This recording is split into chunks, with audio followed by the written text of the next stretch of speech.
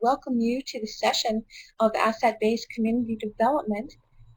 Our director, Dr. Jeng, is a real expert in this area due to her involvement with United Way. I'm excited to be able to offer this seminar to you. I have made it part of the classes, and I know that Dr. Jeng has as well. I'm going to go ahead and turn this over to you, since it's right up 8 o'clock. Thank you. Can you? Okay. Yes. Carol made a tiny little mistake in her announcement, so I'm going to correct that. Excusing why? Well, I did not invent asset-based Oh no. development. This is a concept that has been around since the 1980s and simply borrowed from the other field, and I find it refreshing. Cindy and Carol, you're both in the Literacy Matters cohort, and you probably heard most of this already. And at the time of TL, and so the rest of you, I am so glad that you could join us. In fact, I just got home around 7:30 because I was working at United Way interviewing. Today we interview 8 people, basically to recruit for people who are ready to be trained to serve on nonprofit boards. And this is what we call Project Blueprint. And I'm chairing the committee this year. And we have about 22 people applying. We got tomorrow another 3 hours of the interview, and then we can decide how many people we can admit. This is really an exciting thing. And assets-based community development. I love this idea. It's not a new idea. I don't know how we didn't know it in our field a long time ago. And I want to, let's see, Carol, how to advance the slide. Oh, here. What I want to do is I will start by something really, really simple. The way we present ourselves. I see on the chat room everybody's name, and that's normally what we say when we interview each person. We say, okay, introduce yourself. We will go around the room, introduce ourselves. So we went around the room, and each one of us say, okay, so and so, I work here.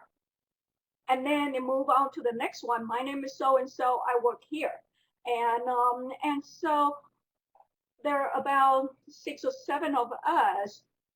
How many do you think the person can remember from all this? And of all the 20 people that we have tonight, if you just tell me I work here, I live here, how many of us can really remember? I can tell you, well, I'm in Texas, so but you're also in Texas, so there's nothing new about it. Now, when we introduce ourselves, we look at a community. Most of the time, what we do is we look at a country, a city, a university is a community, a prison is a homeless shelter. We say, oh yeah, that's where everybody goes to get dinner if they don't have anything to eat. A soup kitchen, and they're all a whole bunch of volunteers, and that's just a place, right? And traditionally, what we do is we say, yes, you're here to help people, or you're here to get help. You're here because you're hungry. You're here because you're here to cook for homeless. And then when we look at the society, a lot of times what we do is we basically say, yes, these are the people who live here. Yeah, we have some problem children here. We have some teenager problems. Are problems. There are the norm, and then there are the helpers who always lend a hand, who always have things that they could give away. And they're the needy people, the people who always need help. And so the homeless shelter, they come and the homeless person comes in from the street and take up a cot that night. The next day, the homeless person comes in again and take up the cot. The third day, the volunteers say, why are you still here? We already offer you 2 nights. Okay, that of course is a problem. That person has a problem and you were trying to help. You help the person once, you help the person twice. And that's how we see the community a lot of times. Traditionally, that's how we understand the community. The community has people who are doing well. The community also has people who are not doing well, and therefore we got to help them. We got to lend a hand. Now, libraries are very good at seeing ourselves as the helper. Half of the people who apply for library science programs say, I want to help people. I love helping people. I love helping kids learn how to read. I love solving problems. I love finding the right books. What we do a lot of times is when we design a service, or when we want to build a collection, the first thing we do is in the community. So we look at the demography. Okay, how many people older than 50? How many people are younger than 30? We look at the income. We look at the education. We look at where they work. And we also look at how many universities we have, how many churches we have. Are there any kind of health organizations like hospitals? And then when we build a collection, what we tend to do is we tend to ask, what do you need? What kind of books do you want? What kind of books do we not have? And so when we want to offer a service, we tell people, okay, tell me what you need and I will offer the service. In other words, tell me where your gaps are, tell me where your problems are. Maybe I can solve that problem for you.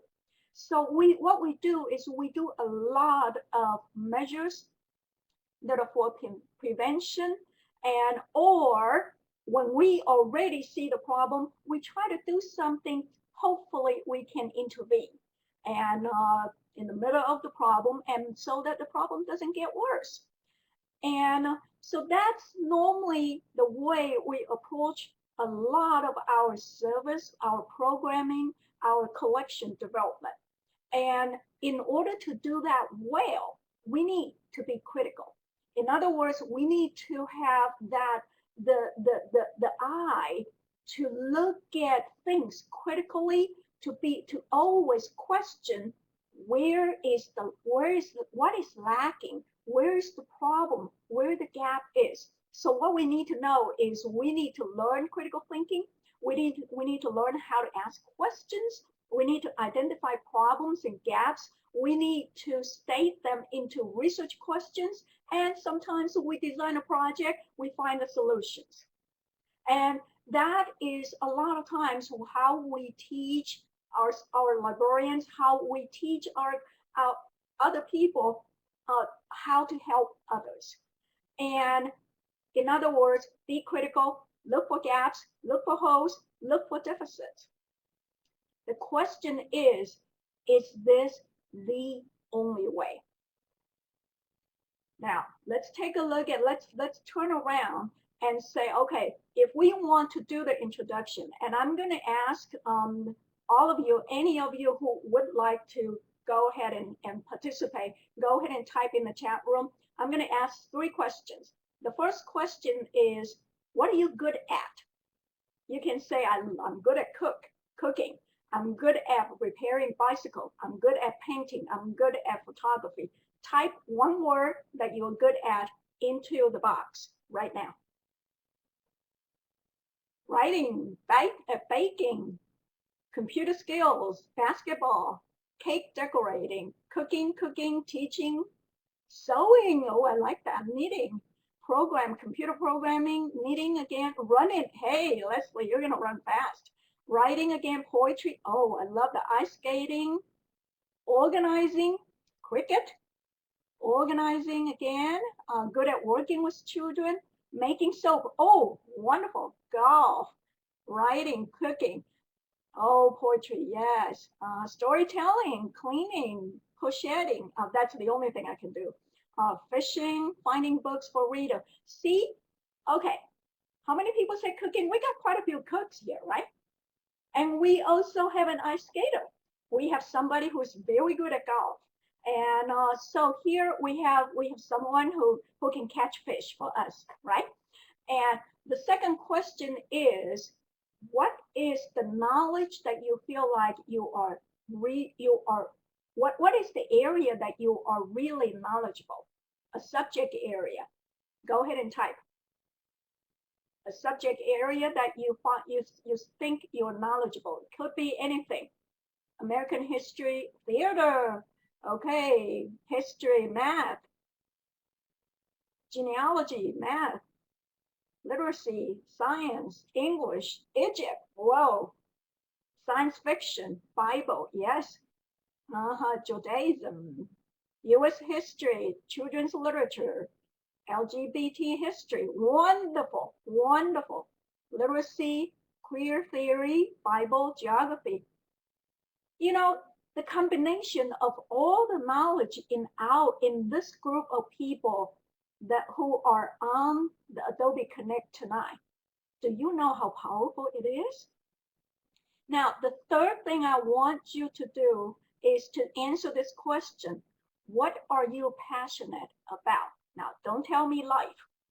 Anything something more specific, a little smaller than life. Teaching, passionate about teaching students, passionate about animal, passionate about connecting people to knowledge, people, libraries, two wonderful children, yes. Daughter, teaching, genealogy, literacy, genealogy, helping people learn computer skills, raising family, public service, art, dogs, yes. Grandson, library. Do you see how much we learn from this group by itself? When we don't just say, my name is such and such, I live here. What we do is when we use these three easy questions, family and animals, Tyler, and when we use these three easy questions to introduce ourselves, the introduction will be much, much richer. It actually gives people a lot to think about. And it adds a lot of value to you as a person, as an individual, as somebody who is really an interesting person for others to know. Now I really appreciate knowing this. I'm gonna scroll back and take a look at all of this later on. Environmental protection, Emily, and okay, I'm gonna move on.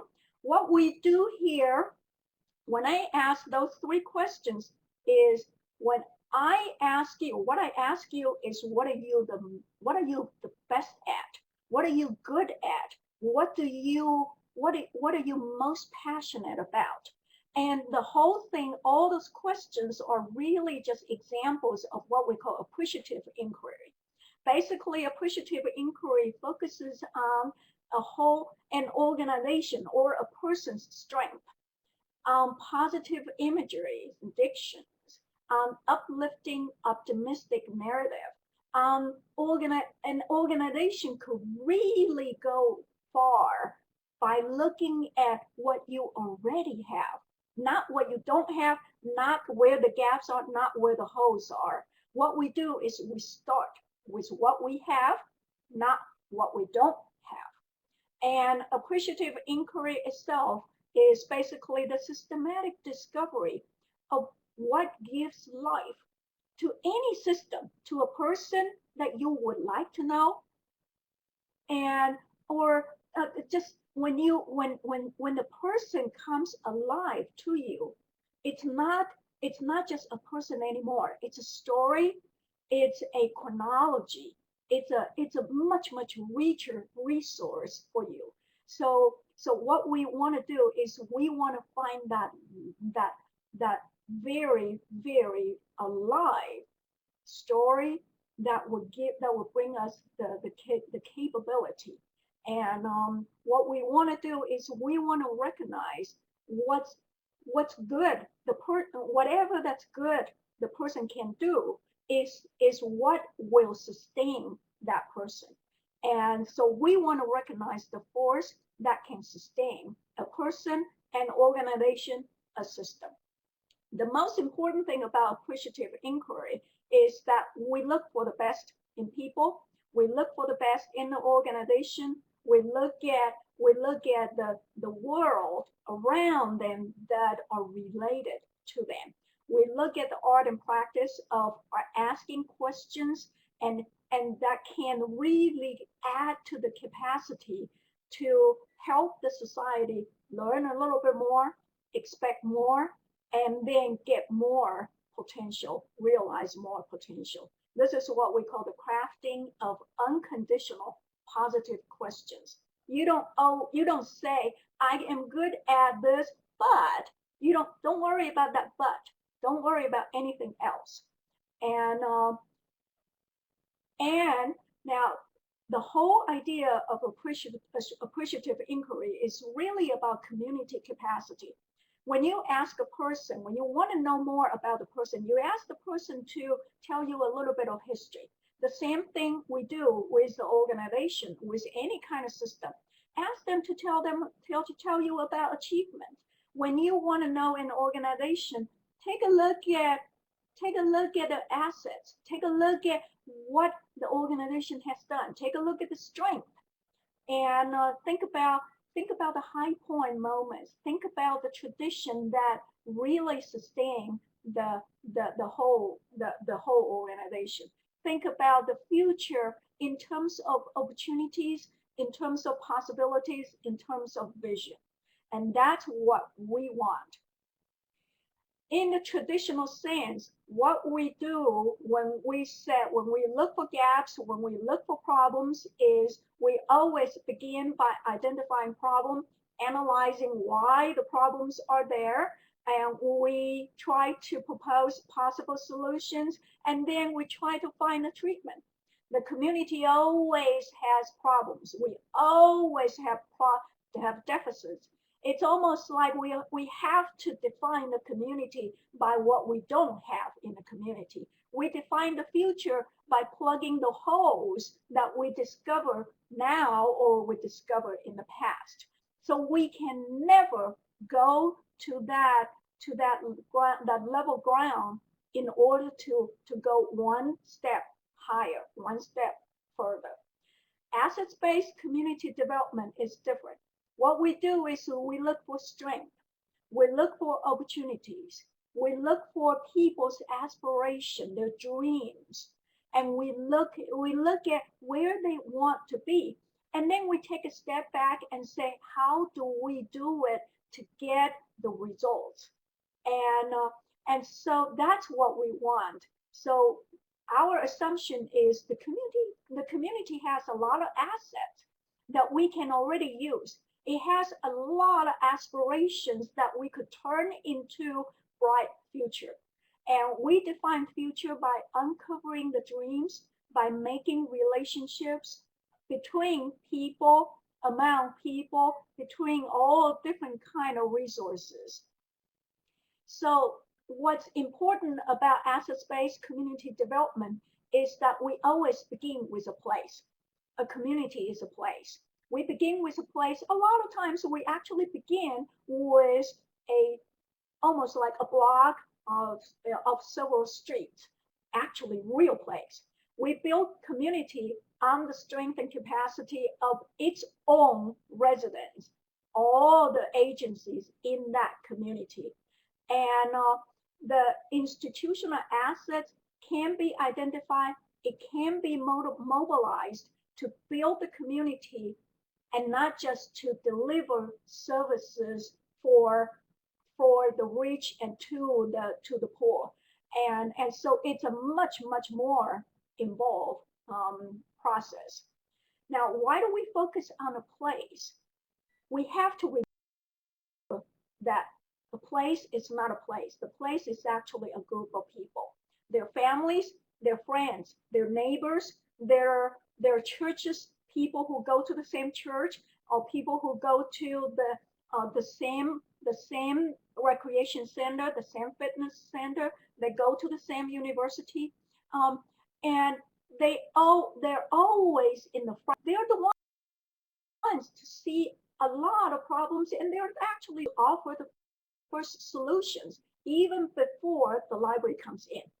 And so asset-based community development helps us see people and places not as problems for other people, for the outsiders to solve, but as part of the hidden assets, the skills, the whole collection of skills and strength that we can harness, that we can use to feed back into the community.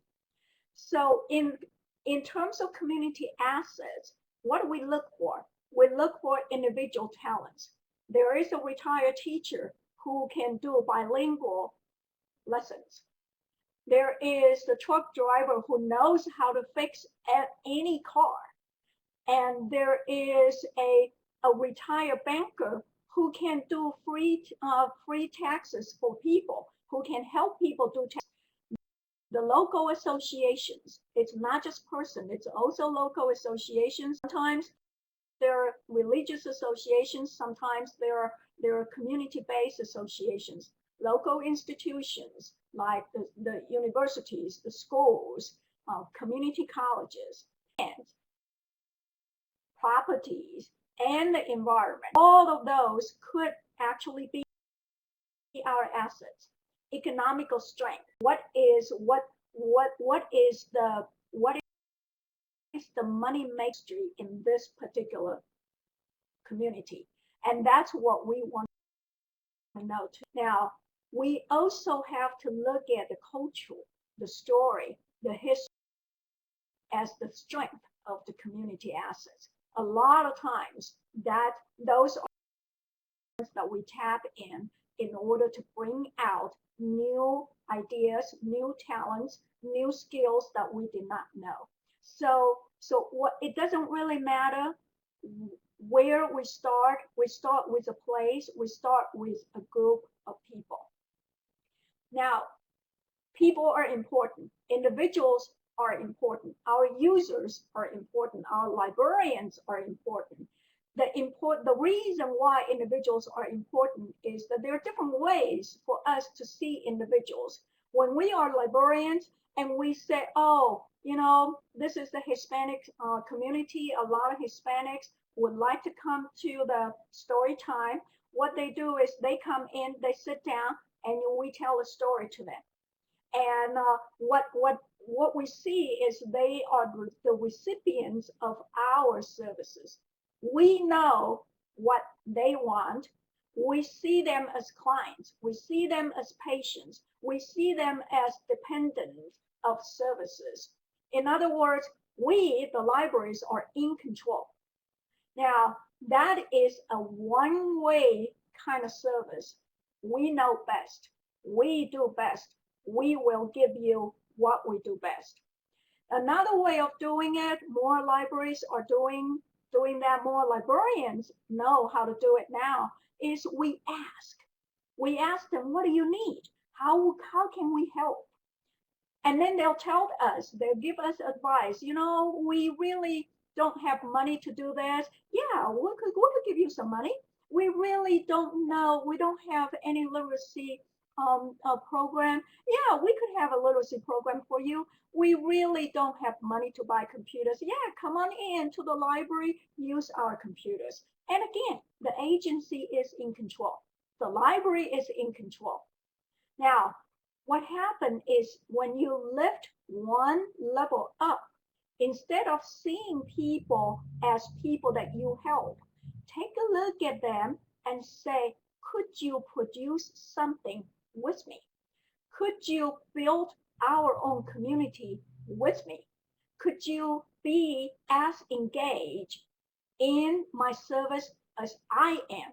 Could you care about the service as much as I do, so that you're not just the recipient of the service, you are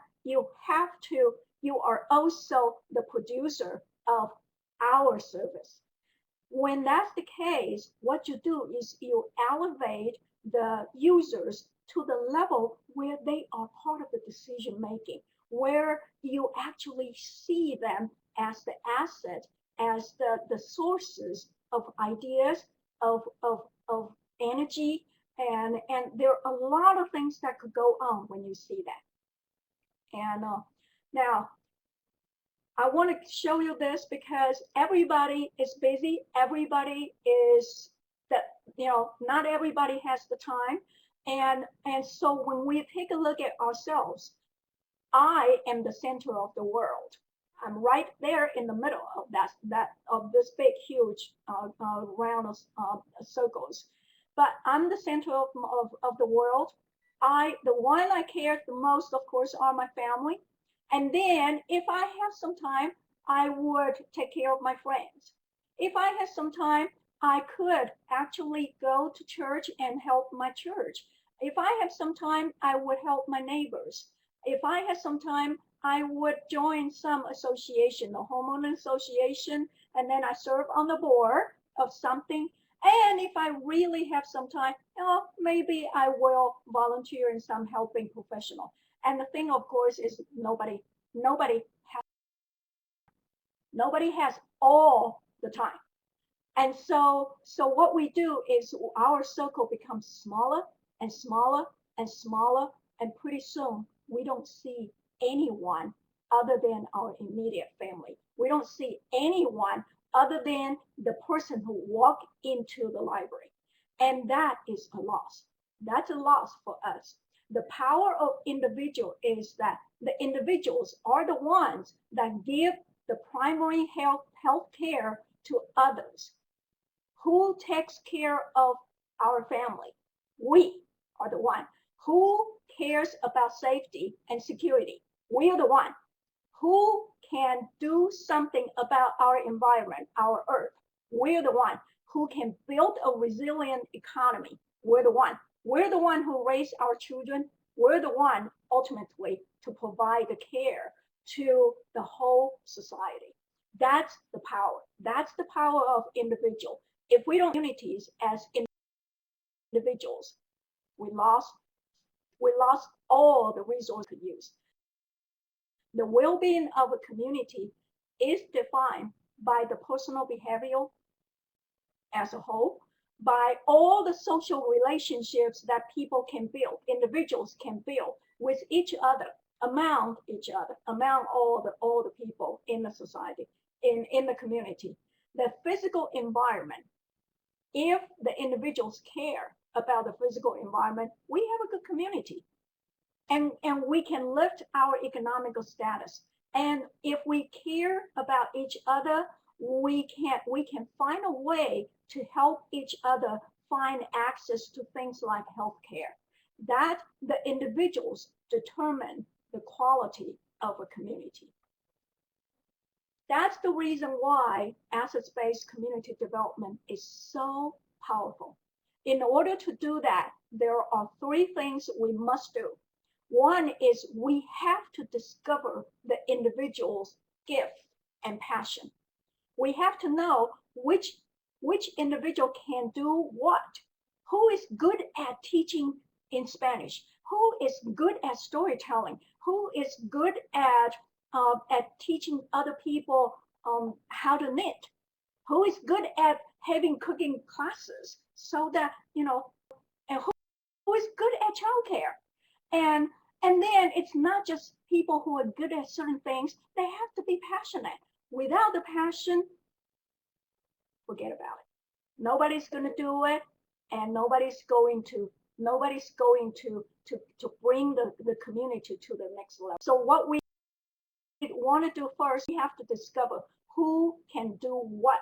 Somebody has an extra truck who can loan to other people who needs the transportation. Somebody is retired, and you know what? This person could actually drive people around. There are people, there are parents, single mothers staying home with children because she couldn't afford childcare, and so she couldn't take the kids to the clinic.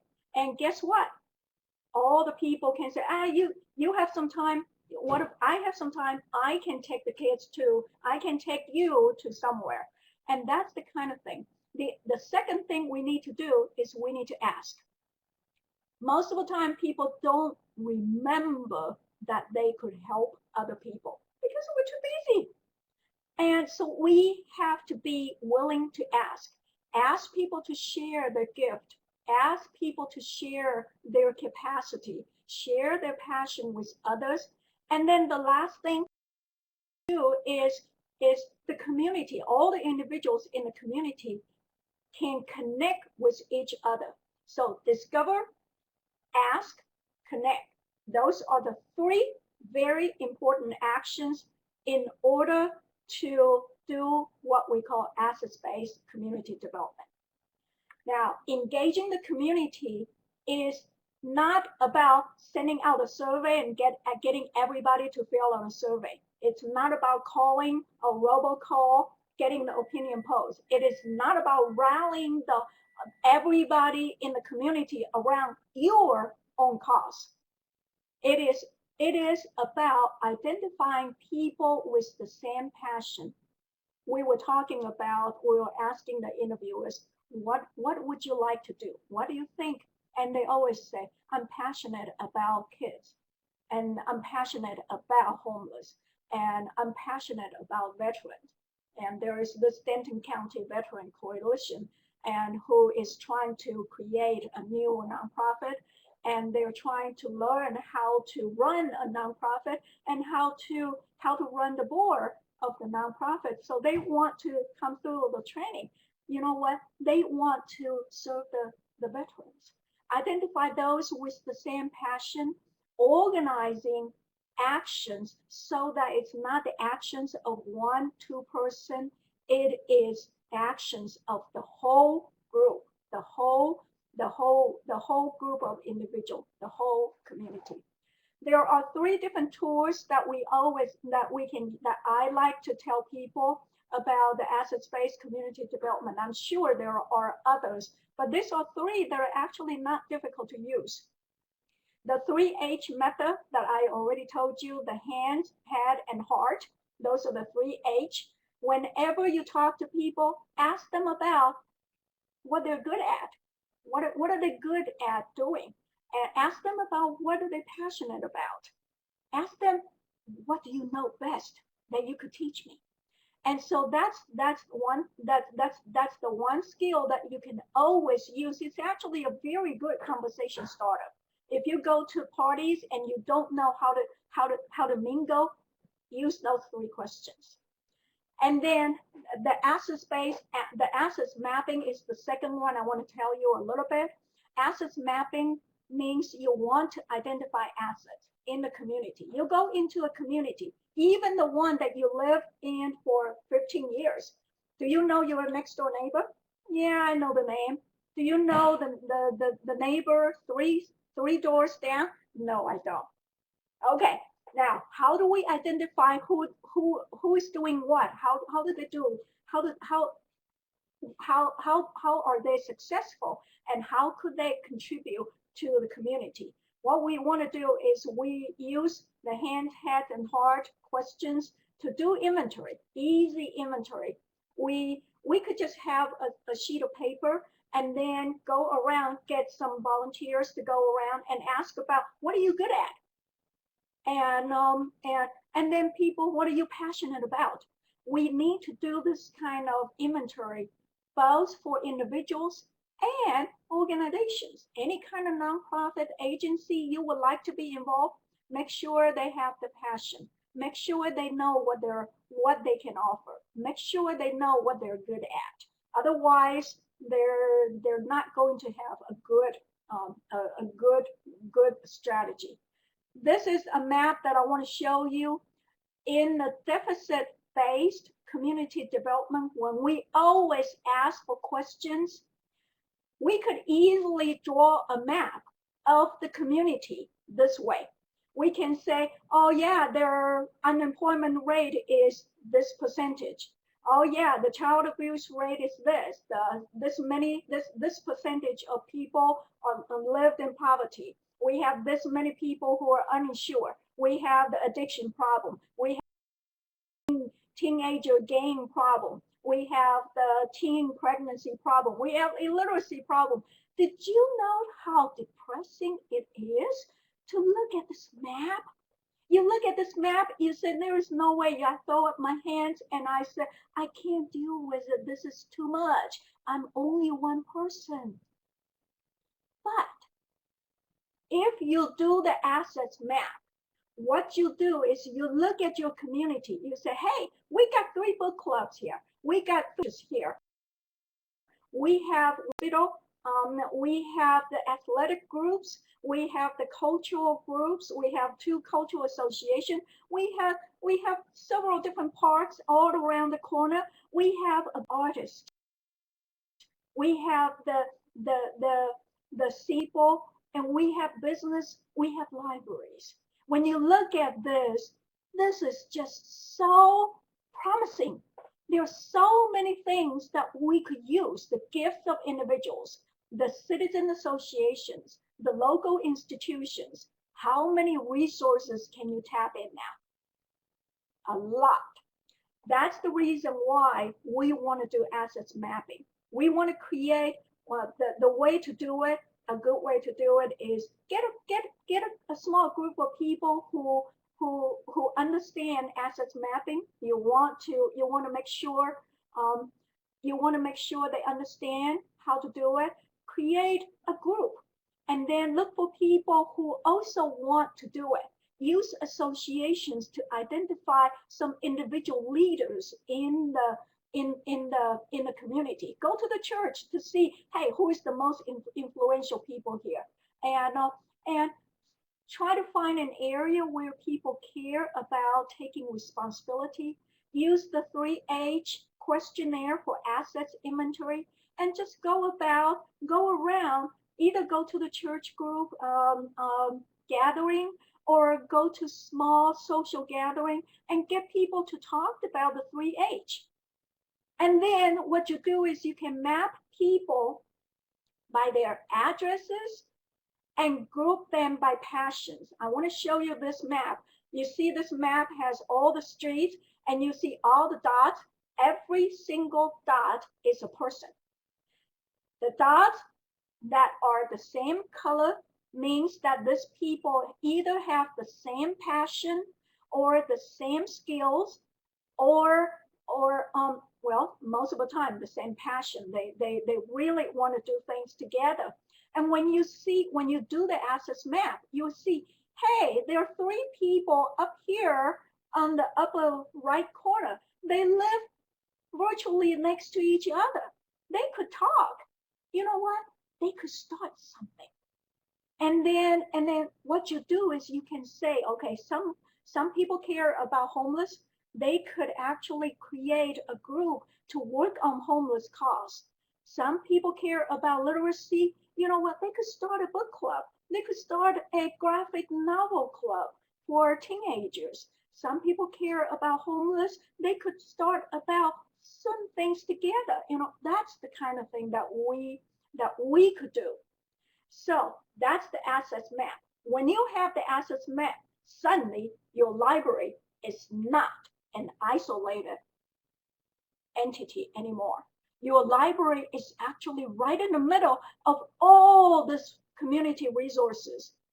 You can tap into any one of them or all of them. And that's the best way to do it. And so let me just give you an example. And in somewhere in Phoenix, around in Arizona, there was um, a small community just right outside the big city, and somehow the government local government decided to create a alcohol treatment center, alcoholic treatment center, and boy, the the residents got their arms up. We don't want that. It's going to introduce crime. It's going to devalue our property. We're going to have difficulty selling our property. We don't want it. We don't want it. We don't want it. And but the building was built.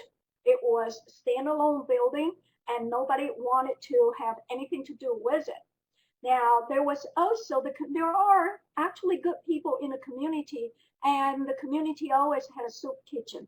And there were some people who are good-hearted. They volunteer in the community, in the soup kitchen. And there are some homeless who always come to the soup kitchen and to eat. The problem, of course, is that as the time goes, fewer and fewer people volunteer in the soup kitchen. And some people say, well, I have already volunteered for so long. Somebody else need to do it. And we don't have enough money to buy enough food for homeless people. And what do? Well, somebody walk in and say, have you ever asked those homeless people themselves? So they start asking those homeless who come in. Sure enough, somebody used to work in a restaurant who can cook. And somebody say, I used to grow, things, and I'm actually quite good at gardening. I just don't have any place to go anymore. And so what happened is that they start using the homeless to serve themselves. The cook, the homeless person who was a cook, began cooking in the kitchen. Some other homeless began serving. Other people would do other things. And then that once someone say, why don't we go and ask that alcoholic treatment center? They went to that center and they asked the person in charge. I said, you got this empty lot on the side of your building. We didn't know. Are you going to do something about it? I said, no, we don't know. Maybe we'll make it a parking lot or something. And then somebody said, can we use it? At the same, meanwhile, I said, sure, we could do that. What happened was that they turned that empty lot into community garden. And then they start growing vegetables. They start growing it so well that they begin to sell the vegetables to the community. And so you see, they actually create revenues themselves. And that's just one example of how people a lot of times forget that we have resources around us. We forget to ask. And this is the reason why it's important to understand what are the assets in your own community. The last tour that I want you to know is what we call the SOAR, SOAR. You notice I highlighted those four letters. This is a very good tool whenever we want to do planning for services, even strategic planning for the whole library. And I'm sure many of you understand the SWOT analysis, SWOT. That's strength, weakness, opportunities, and threats, right? In this case, let's not worry about weaknesses. Let's not worry about threats, because all of those are really our perceptions. Instead, what about let's ask those four questions. What are the strengths of our library? What kind of opportunities do we see in our community that the library is not taking? It's not taking advantage of those opportunities. What do we aspire for our work to reach out to the library? What kind of, and then once we know our aspirations, let's step back and say, what kind of results do we want to see in the next 3 years? You know what? When we give it a time frame, then we could make those aspirations, turn them into what we call measurable goals and objectives, and then we could do it. And that's what we can do. So this SOAR analysis is a very important one. In order to move from the traditional deficit-based community development to assets-based community development, we need to understand the difference between the two.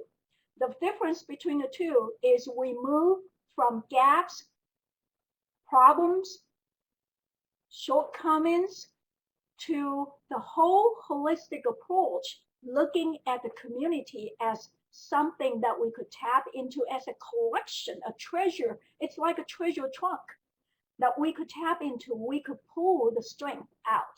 Their money, yes. We want to move from all the needs, all the problems, to what people can do using their own strength, and then bring it back into the community, put it back into the community. In the old traditional model, what we normally do is we see ourselves as the helper. We see ourselves standing up there on top, and we hand down what we can offer. But what about if we do our services going from down, from the community level, from the bottom up, and then we let the community tell us what they can do for themselves.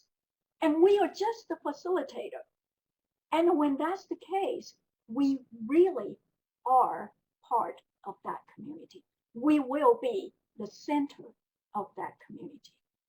And always remember, never do anything that nobody wants, even you're so passionate about. A lot of times we're so passionate about something that we think our users want. And then we do it and we sit in the library and nobody comes. Don't tell them what services you have. Ask them what they would like to see. Use the strength of the community to help its own individuals. That's the most important part of this. If you don't know anything, if you don't remember anything tonight, I want you to remember. You need to tap into the strength of your community to help its own people. Here are some references that I used to prepare for this presentation, and I will be happy to answer any questions.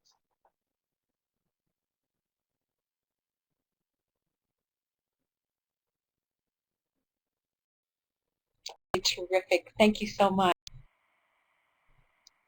I'm waiting for others. You might want to look at some of the comments that you see. I didn't have time to look at the comments. Yeah, yeah. But I would like anyone, if anyone want to ask any questions. I started this now I was 7 years ago, and United Way began to adopt an assets-based development model to understand the community. I actually got involved from the beginning, and I started reading about it. The more I read about it, the more I love this idea. I loved it so much that I proposed a program in 2013, Texas Library Association a conference, and I got the president and CEO of United Way then understand how they use it for their services. And one things, Carol, you probably know is Ready Rosie and Yes. Stanton. And that is a wonderful program that basically parents know how to be involved in literacy, in education, in helping their own young children learn to read, learn to recognize letters, learn to recognize numbers, and all those things. Carol, the questions for me. Oh, okay. Let's see. Emily Rousa said she was thinking to teachers who create student-centered classrooms instead of leading the class all the time. Valid comparison. Absolutely, absolutely. The whole thing is we always we're taught when we become a professional, we're in charge. It's not. When we become we are connected how to with the community. It's not because we're in charge, and it's because we learn to facilitate. You have gotten a lot of thanks for this really valuable presentation. I have a great question from Owens, who asks, do you feel that this is applicable to extremely rural communities as well? A great deal of isolation in the state where I live, and that's hard to overcome, both geographically and economically. You know, it is hard in a smaller community, and in some really rural area. I lived in Kentucky for 10 years, and I know in some areas in eastern Kentucky, there is no water, there is no there is pretty much nothing particular, and a lot of people there didn't even go to school. They were born there, they grew up there, children they have children, and then they die young, and they and it is difficult. A lot of times what you see is when you talk to individuals, even in a small rural area, you will find something good the person can do. And I remember reading a really interesting news, a very good investigative news article from New York Times about the highest mortality rate among all the race, all the groups is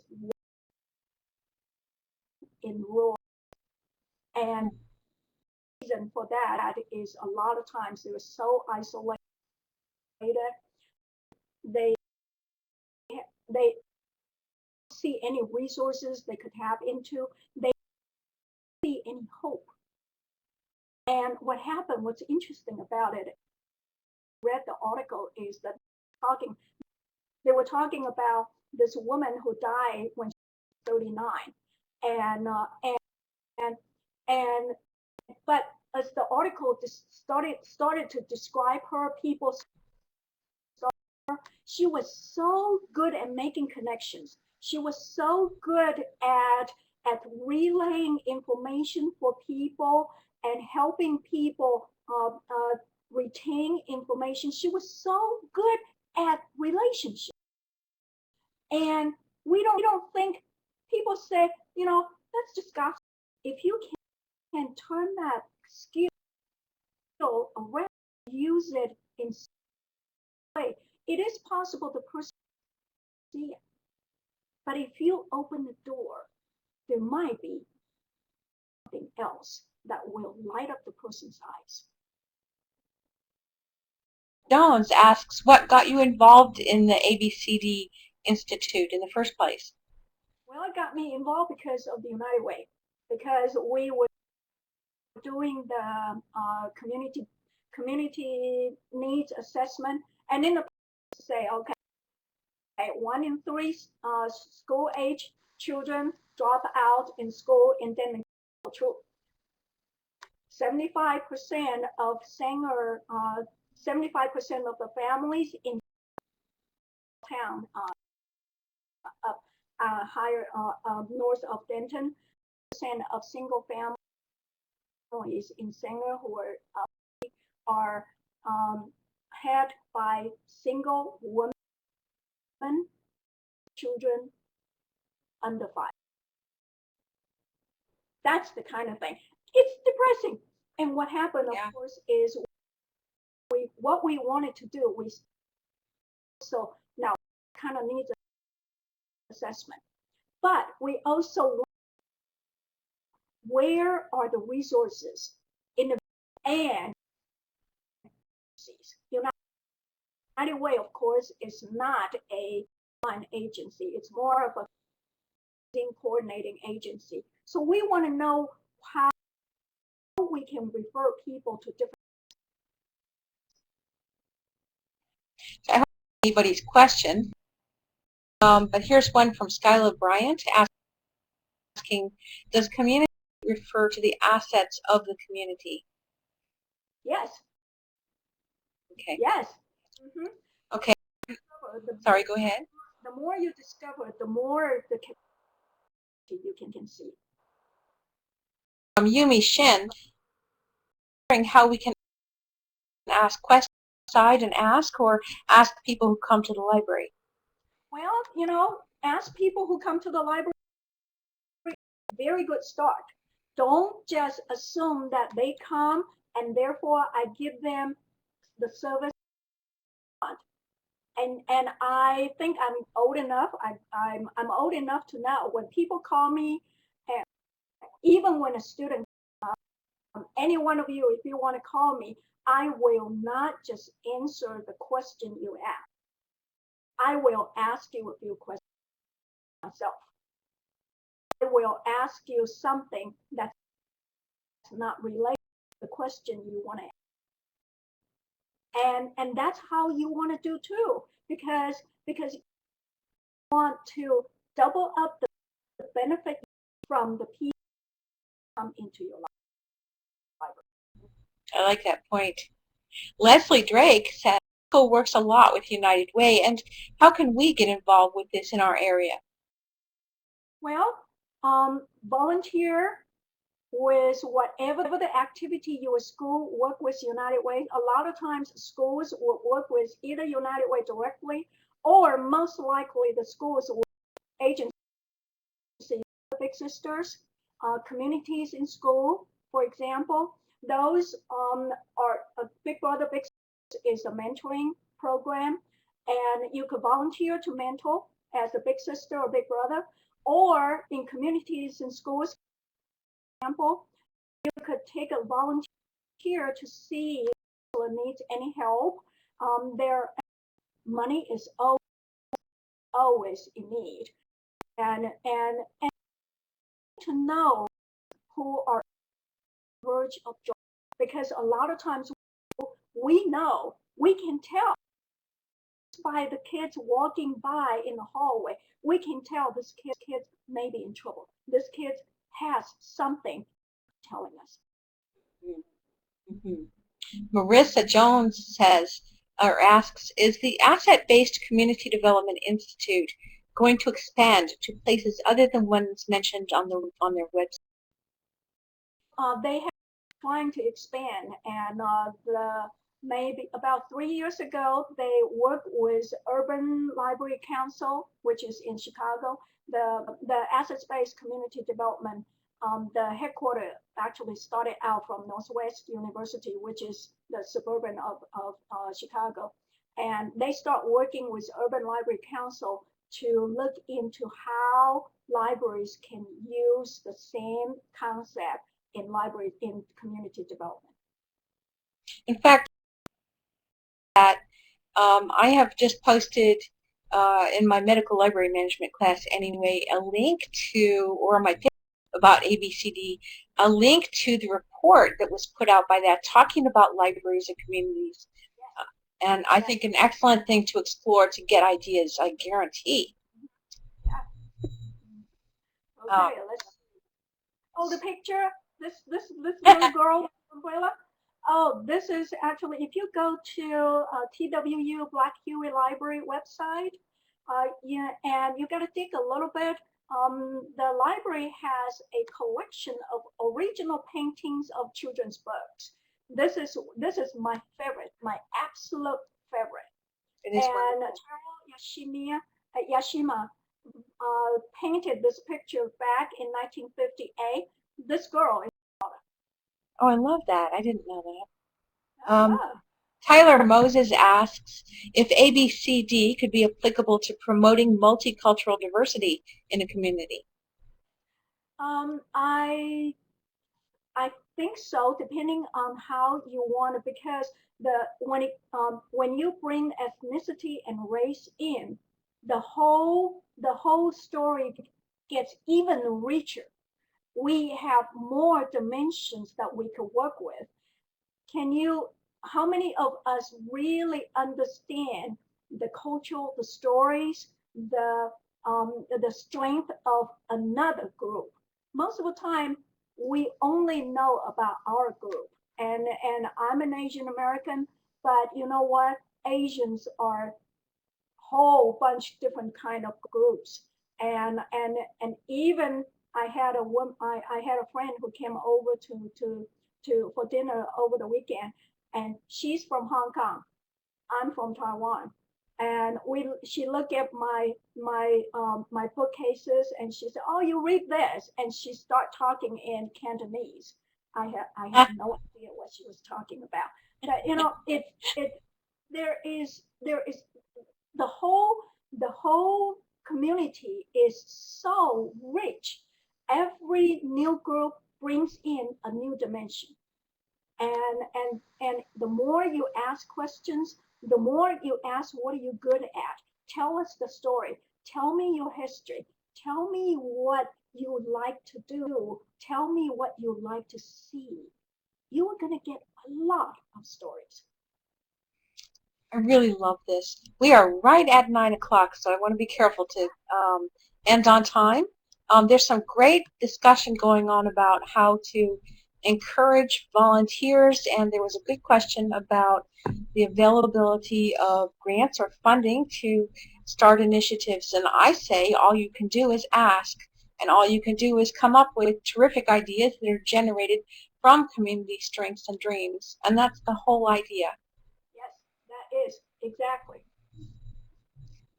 Thank you, everybody, so much for attending tonight. You'll, of course, find the recording, assuming that I am crossing my fingers in the right way. But I'm so interested in the kind of discussion going on here. It's something that people who are interested, perhaps, in taking it further may talk to Glisa about setting something up for discussion if you would like to explore that. I would be happy to help. Others might be too. That's a great idea. Yeah. But thank you. And did you have anything more to add? I didn't want to just cut you off. Well, But thank you very much for the opportunity. If you get me talking.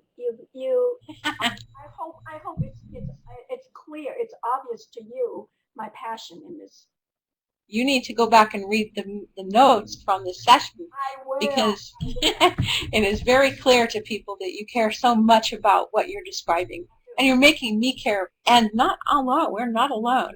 Just read. Just read. You'll see. Yes, Beth, please talk to Glissa to see whatever Yeah. you want to do. I'll be happy to do it. I'll be happy to do anything you ask. Thank you, everyone. Thank you, everybody. Good night. Okay, I'm going to turn off the recording, I think, and my speaker.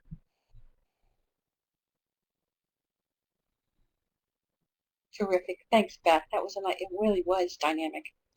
It really was.